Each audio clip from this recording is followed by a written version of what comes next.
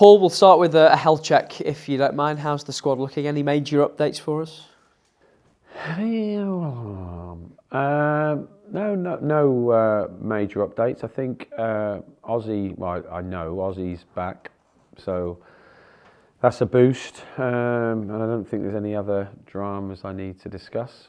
Apart from, it looks really positive with Ryan Nyambi's on the grass, as is Cash, as is David. So I think after the Leyton Orient game, I should have all three of them back in the squad, which will feel like, especially with Ryan and David, feel like new signings. So that's good. Yeah, definitely good news. Talking to Curtis Nelson earlier, and he was talking about the challenges of this time of the year, being as much mental as physical. Are you finding that as well with the run of games we've had? Yeah.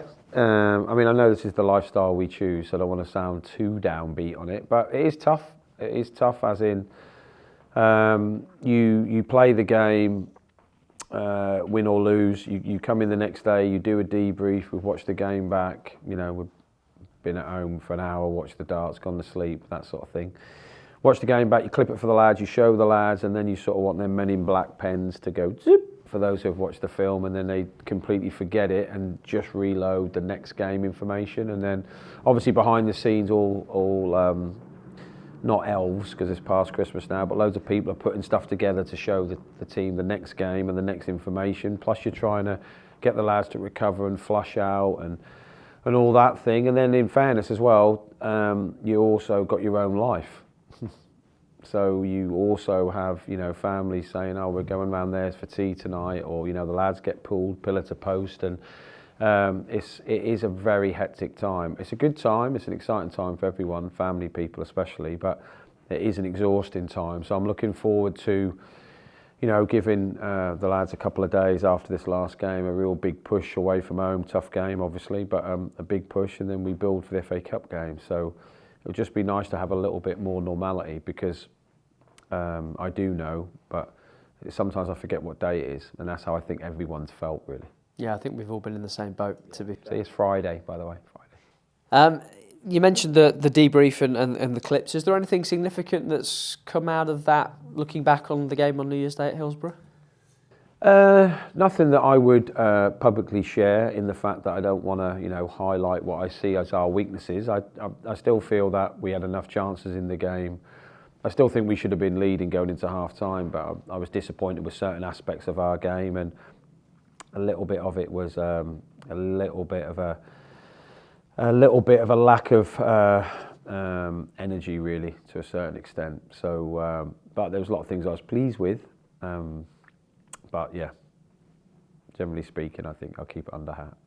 On to Saturday then, and it is Saturday. Well done. I know we talked about them earlier in the season, but a couple of familiar faces in the Bristol City squad, in Jason Knight and Max Bird, who I notice are now top of the assist charts for them. Yeah, and play virtually every week, and, you know, I understand why obviously Bristol wanted to sign them, because they're at a good age and, you know, physically very good, and both very good footballers. So, and because I think, I'm not 100% sure, but I think Hayden Roberts will be playing as well. So it'd be nice to catch up with all of them after the game, but we go there and try and perform at a level. Look, when we played them at home, for those who went, might remember the scoreline, but for the first 20 minutes we couldn't get a kick. They kept getting behind David and kept causing us a lot of problems. So, excuse me, we've shown the lads a lot of the recent games of Bristol, because they've changed their shape a little bit, but we've also shown them a little bit how, when we played against them, the problems they cause. So I'm well aware of how hard the opposition is, and yeah, it's got familiar faces in, so they obviously know maybe a bit more about us than most teams. Is there not that much you can take from that win over them back in August then, if they've changed significantly since? Not really. Yeah, I don't. I never go into it thinking, oh, you know, we've got this, you know, because if it's the same the other way around, we lost to Watford away, you know, earlier in the season, and when we play them, I don't regard that as a negative. I regard that as, well, I've got something to prove, so to speak. But and you think you're familiar with the teams, but if you play both teams in the same window, both home and away games in the same period, a bit like Leeds, both the games are quite similar. The shapes will be quite similar. The players will. if it's spread over, you know, a window, maybe not this game, but you can't really, like our team is significantly different to our team at the start of the season.